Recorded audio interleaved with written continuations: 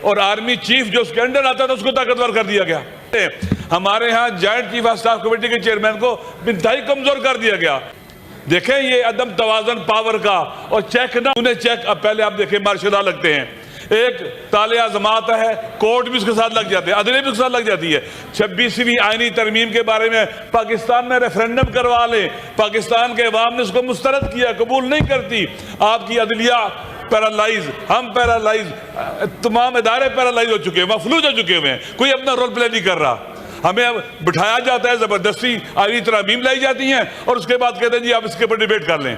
آپ کے پاس 2 دن ہے. کیوں 2 دن ہے ہمارے پاس؟ ہمارے پاس 1 مہینہ کیوں نہ ہو؟ السلام علیکم ناظرین کرام, آپ کو مکمل ویڈیو دکھاتے ہیں. علامہ ناصر عباس نے ایک مرتبہ پھر ایوان کے اندر تباہی پھیر کے رکھ دی. علی لاریجانی کی شہادت کے بعد پورے ملک میں قرآن مچا ہوا ہے. علامہ ناصر عباس نے ایوان میں کھڑے ہو کر ایسا اعلان کر دیا کہ کانوں سے دھوئیں نکال دیے. آپ یہ ویڈیو دیکھیے, پھر اس پر بات کرتے ہیں. پاکستان جب ٹوٹنے کے بعد یہ آئین بنا, اس میں joint chief of staff committee کے چیئرمین کو جو رکھا گیا تھا, اس لیے رکھا گیا دنیا کے اندر موجود ہے. وہاں پر باقاعدہ joint chief of staff committee کے چیئرمین ہوتے ہیں, وہ کوارڈینیٹ کرتے ہیں, چیزوں کو لے کے چلتے ہیں. کیا جلدی ہے ہمیں؟ آسمان گر رہے ہیں زمین پر. میرے خیال میں یہ پریکٹس پاکستان کے عوام دیکھ رہے ہیں کہ یہاں پر ایسے لوگ پارلیمنٹ کے اندر آگے ہیں جو آزاد نہیں ہیں. تالے آزما اور طاقتور لوگوں کے پریشر کے نیچے آ کے یہ ان کی مرضی کے قانون پاس کرتے ہیں, ان کی مرضی کے بل پاس کرتے ہیں. یہ صحیح کیوں نہ ہو, یہ صحیفہ ہی کیوں نہ بن جائے. اگر اس طرح سے آپ اس کو پاس کرائیں گے اور سینٹ میں لے کے آئے جائیں, متنازع ہوگا, آئین کو متنازع کرے گا. بے شک آپ کی کتنا خوبصورت نہ لکھا ہو آپ نے اس کو. ہم نے پہلے دیکھا کہ 26ویں ترمیم نے کتنی تباہی بربادی پھیلائی. لہٰذا میرے خیال میں یہ جو آپ نے قدم اٹھایا ہے یہ خوبصورت ہی کیوں نہ ہو, بہترین ہی کیوں نہ ہو. ہمیں آج پتہ چل رہا ہے, ہم اپوزیشن میں موجود ہیں, ہمیں کیوں نہیں پہلے بتایا گیا, کیوں نہیں ہمارے ساتھ بات کی اس کے اوپر؟ کیونکہ ایسا کوئی مخفی چیز تھی, کوئی ٹاپ سیکرٹ چیز تھی. عوام سے اور عوام کے نمائندوں سے کیوں سے الگ تھلگ رکھا گیا؟ یہ رویے شکوک و شبہات ایجاد کرتے ہیں. اور میرے خیال میں جو لوگ یہ کام کروا بھی رہے ہیں ان کے بھی نقصان میں جائیں گے. یہ پاکستان کا آئین متنازع, جب آپ کے پاس آئین متنازع ہو اور لوگوں کا یقین سے ختم ہو جائے, ہمارا ملک بحرانوں کا شکار ہے. کل خدا نے جب پہلے پاکستان ٹوٹا تھا اس وقت کوئی آئین نہیں تھا ہمارے پاس کہ کہاں جائیں, کیسے حل کریں اپنے مسائل کو. اگر یہ آئین ہمارے یہاں متنازع ہو جائے گا, اور ہے ابھی لوگوں کے لیے مسئلے مسائل, لوگ کہتے ہیں نیا سوشل کنٹریکٹ ہونا چاہیے. اس صورت میں جب اس طرح سے ہم آئین پاس کرائیں گے اور آئینی ترامیم لے کے آئیں گے, ایسے جیسے راتوں کو چور آتے ہیں, اس طرح سے ہم لے کے آئیں گے, یہ نقصان دہ, پاکستان کے لیے نقصان دہ ہے. یہ وطن کی سالمیت پر وار ہے, پاکستان کے آئین پر حملہ ہے یہ.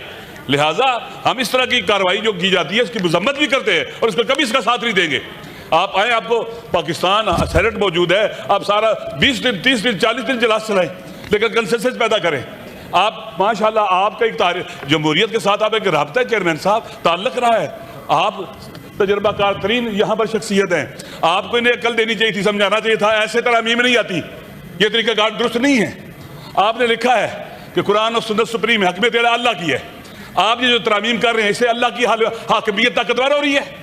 آرٹیکل 1 کیا کہتا ہے کہ حاکمیت اللہ کی ہے, قرآن اور سنت سپریم ہے. اب جو امینڈمنٹ لائیں, جو بھی لے کے آئیں, اس سے یہ پتہ چلنا چاہیے کہ ایک تو عوام امپاور ہو رہے ہیں, دوسرا اللہ کی حاکمیت کو پاکستان میں عملی کیا جا رہا ہے, اس سے اللہ کی حاکمیت عملی ہو رہی ہے. ایسے ہو رہا ہے. اللہ نے ایسی قوانین نازل کی ہیں, اللہ نے ہمارے لیے جو دین بھی بھیجا ہے وہ آہستہ آہستہ ترتیب کے ساتھ بھیجا ہے. میرے خیال میں اچانک چیزوں کو لے کے آنا اور اس آئین کو متنازع بنانا, پاکستان کے اوپر حملہ ہے, آئین پر حملہ ہے. اور یقین کر لیں یہ جو سوشل کنٹریکٹ تھا, عمرانی معاہدہ تھا پاکستان کے عوام کے درمیان, جس نے ہمیں اکٹھا رکھا ہوتا ہے فیڈریشن کو, یہ آج دفن ہونے جا رہا ہے, یہ دفن ہونے جا رہا ہے. بہترین الفاظ میں وزیر قانون صاحب بات کرتے ہیں, ماشاءاللہ. یہ تو لگتا ہے کہ لائٹ موڈ میں کہہ رہا ہوں, لگتا ہے کہ ساحر ہے, جادوگر نہیں جیسے ہوتا. بہترین, مشکل ترین اور ایسی چیز جس کی نفرت کی جائے اس کو بھی بڑا پاک بنا کے پیش کرتے ہیں. میرے خیال میں یہ درست نہیں ہے. ہمیں پتہ ہونا چاہیے, آپ سب جانتے ہیں کہ 8 فروری 2024 کو کیا ہوا, ہم سب جانتے ہیں. ہمیں سب کو پتا ہے کہ یہ جو پارلیمنٹ بنی ہے, سینٹ بنا ہے, یہ فارم 47 کا, یہ پاکستان کے عوام کا نمائندہ نہیں ہے. جب پاکستان کے عوام کا نمائندہ نہیں ہے, یہ جو بھی آئینی ترامیم کرے گا یہ پاکستان کے عوام اس کے ساتھ نہیں ہوں گے. نتیجہ کیا نکلے گا؟ پاکستان کے عوام جب ساتھ نہیں ہوں گے, ہم اس سینٹ کی حیثیت بھی ختم ہو جائے گی, پارلیمنٹ کی حیثیت بھی ختم ہو جائے گی. میرے خیال میں بیٹھے وہاں آپ نے جو پارلیمانی, آپ کیوں کہتے ہیں کہ 2 دن کے اندر یہ فیصلہ کر لیں؟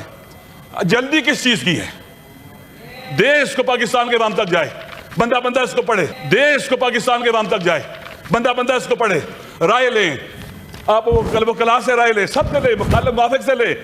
سول سوسائٹی ہے، دنیا کے اندر لوگ ہیں پڑھے لکھے پاکستان میں، صوبے موجود ہیں، ان سے رائے لیں، لیکن ہم تو کسی کو پوچھتے نہیں ہیں، اس لیے کہ ہمارے پاس طاقت ہے، ہمارے پاس گولی ہے، ہمارے پاس ڈنڈا ہے، ہم جو چاہے کریں، ہم بندوں کو ماریں، جو کچھ کریں ہماری مرضی ہے، ہمیں کوئی نہیں پوچھ سکتا۔